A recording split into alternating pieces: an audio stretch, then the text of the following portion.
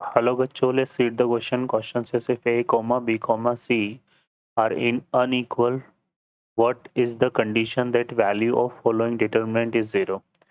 Delta equal to given हमें determinant of A square A cube plus 1, B square B cube plus 1, C square C cube plus 1.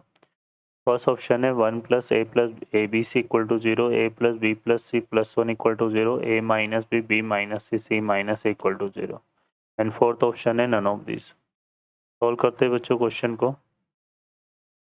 इस question के लिए जो की concept है वो देख लेते हैं यहाँ से हम। की कॉन्सेप्ट, तो की कॉन्सेप्ट की अगर हम बात करें यहाँ पर तो क्या यूज़ करेंगे हम इसमें, देखिए यहाँ पर हम यूज़ करेंगे अगर हमारे पास कोई डिटर्मिनेंट है इस तरह से A B C D E F G H I, ठीक है ये है। और इसको अगर सिंप्लीफाई करना है तो इसमें जो साइन यूज़ करते हैं हम सिंप्लीफाई करने के लिए, जैसे मुझे फर्स्ट थर्ड कॉलम के रेस्पेक्ट में अगर मैं सिंप्लीफाई करना चाहूँ उसको तो कैसे सिंप्लीफाई करूँगा, यहाँ से आएगा C इंटू सी के कॉरस्पॉन्डिंग रो और कॉलम को ऐड करेंगे तो ये आएगा DH माइनस G इंटू ई।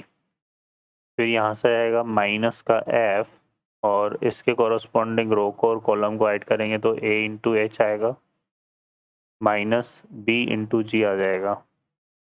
फिर यहाँ से आएगा प्लस I और इससे कॉरस्पॉन्डिंग रो और कॉलम को ऐड करेंगे तो यहाँ पे हमारे पास क्या आ जाएगा, इसके I के कॉरस्पॉन्डिंग रो और कॉलम को ऐड करेंगे तो A इंटू ई आएगा और माइनस B इंटू डी आ जाएगा। तो ये इस तरह से सिंप्लीफाई होगा। सॉल्व करते हैं बच्चों क्वेश्चन को।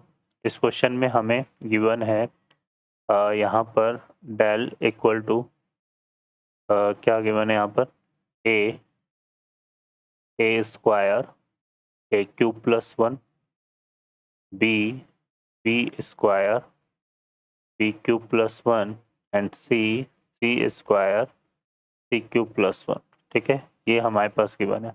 अब यहाँ से अगर हम देखें तो हमें क्या बोला जा रहा है कि हमें वो कंडीशन बतानी जिसके लिए इस डिटर्मिनेंट की वैल्यू क्या हो, 0 हो। तो हम इसको इक्वल टू 0 कंसिडर करके सिंप्लीफाई करते हैं तो कंडीशन आ जाएगी हमारे पास। तो देखो यहाँ पर इसको सिंप्लीफाई करने के लिए हम इसमें ऑपरेशन अप्लाई करेंगे। तो हमारा जो फर्स्ट ऑपरेशन होगा वो हम क्या कर रहे हैं यहाँ पर देखो C3 में हम चेंज कर रहे हैं क्या, यहाँ पे ये हम करेंगे C3 माइनस क्या करेंगे यहाँ पे C1 इंटू C2, ठीक है ये हम कर रहे हैं। तो यहाँ से देखो क्या आएगा, जब हम इसको अप्लाई करते हैं तो यहाँ से हमें क्या मिलेगा, C1 इंटू C2 करेंगे तो ये A into A square A cube हो जाएगा और C3 में से सेपरेट करेंगे तो ये 1 आएगा, है ना।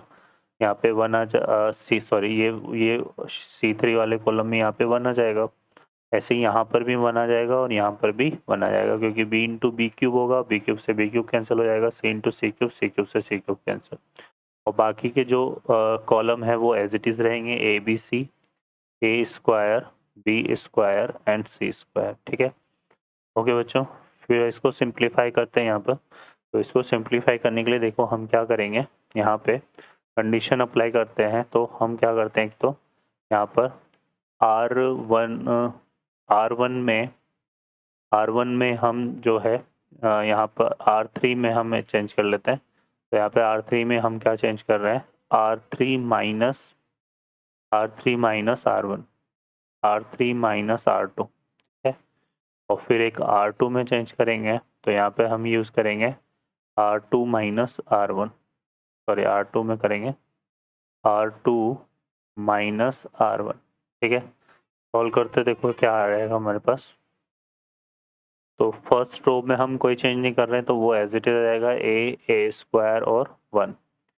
सेकेंड रो में हम क्या कर रहे हैं, R2 माइनस R1 कर रहे हैं तो ये कितना आएगा हमारे पास B माइनस ए, ये हो जाएगा B स्क्वायर माइनस ए स्क्वायर और यहाँ से आ जाएगा 1 माइनस 1 0। और R3 में हम क्या चेंज कर रहे हैं, R3 माइनस R2 कर रहे हैं तो ये कितना आएगा C minus B C square minus B square, ठीक है। और ये 1 माइनस 1 क्या हो जाएगा 0, तो ये आ जाएगा। अब इसको थर्ड कॉलम के रेस्पेक्ट में सॉल्व करने से पहले देखो यहाँ पर ये जो सेकंड ये इक्वल टू 0 था। अब इसमें देखो तो सेकंड जो है हमारे पास रो, उसमें से b माइनस ए, बी स्क्वायर माइनस ए स्क्वायर के फैक्टर क्या होंगे, b प्लस है b माइनस है, तो b माइनस से कॉमन आ रहा है। और ऐसे ही यहाँ पर अगर देखेंगे तो इसके फैक्टर हो जाएंगे c minus B into C minus, यहाँ पे c minus B into C plus B, तो c माइनस बी कॉमन आ जाएगा। अब रिमेनिंग क्या बचता है हमारे पास, रिमेनिंग बचता है यहाँ पर ए स्क्वायर 1, और यहाँ पर b माइनस हमने कॉमन लिया तो ये 1 हो गया, और यहाँ बचा b प्लस है और यहाँ पे 0। यहाँ पर c माइनस बी हमने कॉमन ले लिया तो यहाँ पे बचा 1, और यहाँ पे c प्लस बी और यहाँ पे 0।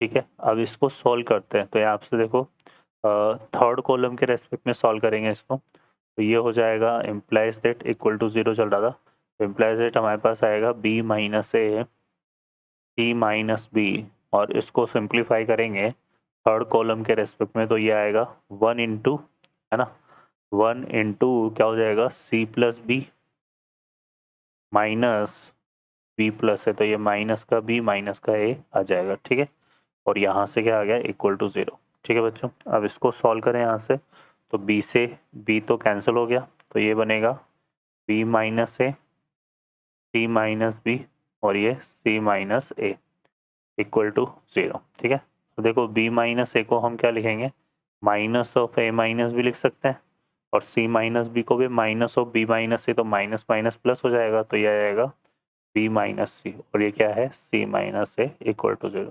तो ये हमारी रिक्वायर्ड कंडीशन हो जाएगी जो हमें यहाँ पर रिक्वायर्ड है। तो ऑप्शन हम देखेंगे a minus B minus C minus equal to 0, C option is the correct answer. Okay बच्चों, I hope you understand well, best of luck, thank you.